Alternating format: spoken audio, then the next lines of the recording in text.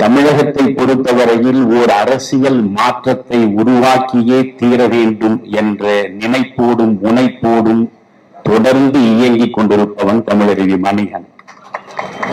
55 ஆண்டு கால புரிவாழ்வில் எந்த பதவி குறித்தும் சிந்திக்காமல் மக்கள் நலனுக்காகவே மீண்டும் மீண்டும் பல பரிசோதனைகளில் நான் ஈடுபட்டிருக்கிறேன்.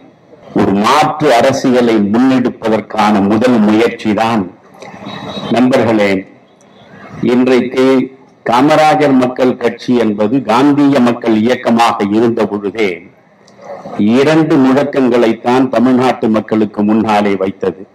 ஒன்று மதுவற்ற மாநிலம், இன்னொன்று ஊழலற்ற நிர்வாகம். ஆனால் இன்றைக்கு மதுவற்ற மாநிலத்தை சந்திக்க முடியவில்லை, ஊழலற்ற நிர்வாகத்தை நினைத்து பார்க்கவே முடியவில்லை.